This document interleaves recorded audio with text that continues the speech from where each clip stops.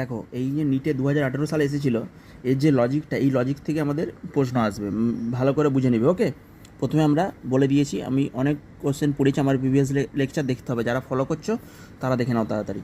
ওকে, দেখো এখানে CH3 CH2 CH2 Cl, CLK আমি আগে AlCl3 বুঝিয়ে দিয়েছিলাম কী করবে সিএলের জন্য। ঠিক আছে, তাহলে সিএলটাকে নিয়ে নিল AlCl4 নেগেটিভ, আর এখানে হয়ে গেল আমাদের পজিটিভ। এটা বেঞ্জিন CH3 CH2 প্লাস।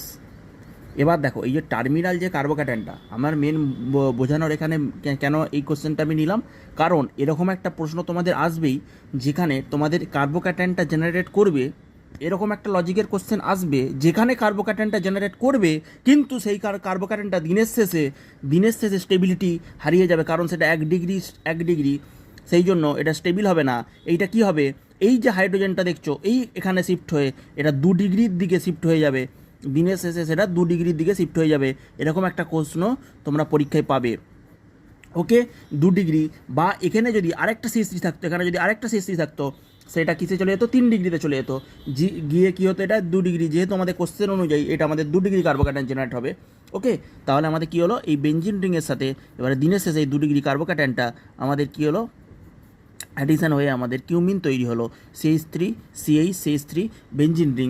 এরপরে আছে আমাদের O2, এরপরে কী আছে বলো, O2 কী করবে, দিনের শেষে এটাকে অক্সিডাইজ করবে, রিংটা অক্সিডাইজ করবে না O2, এটা কী হবে, এটাকে অক্সিডাইজ করে আমাদের কী তৈরি করবে, O2 কী করবে বলো, এটাকে অক্সিডাইজ করে দেবে রিংটাকে, দিয়ে COOH কিউমিন হাইড্রোপারক্সাইড রিং তৈরি করে দেবে, তাই তো।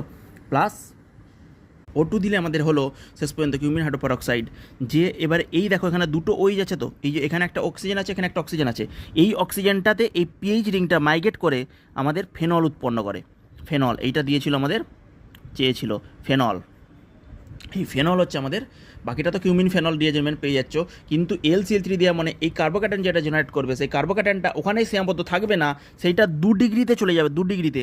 যদি এখানে 3 ডিগ্রিতে থাকতো সেটাও একই হতো, 3 ডিগ্রিতে চলে যেত, দিয়ে সেটা অক্সিডাইজ হবে রিংটা, মানে O2টা এখানে কী হবে, এই হাইড্রোজেন এবং কার্বনের মাঝে ইনকর্পোরেট হয়ে যাবে, যে আমাদের COOH দেবে। এবার COOH মানে কি, COOH যখন দেখবে তার প্রায় এই যে পাশের এই যে কার্বন, এই যে অক্সিজেনটা, মনে করো দুটো এখানে CH3 আছে, দুটো CH3 রিং কী করছে, মনে করো ইলেকট্রন ডোনেট করছে, তাহলে এইটা আমাদের স্লাইড ডেল্টা নেগেটিভ, এইটা আমাদের স্লাইড ডেল্টা পজিটিভ, তখন তোমাদের এই রিংটাকে, এটা যদি আরও রিং থাকতো, এই CH3টাকে এখানে কী করে CH3OH হতে পারতো। ওকে, এইভাবে আমাদের রিয়াকশানগুলো প্রসিড করে। এখানে আমাদের পিএইচ রিংটা কি মাইগ্রেট করে এখানে চলে যাবে, দিয়ে মাইগ্রেট করে গেলে এটা অ্যাসিড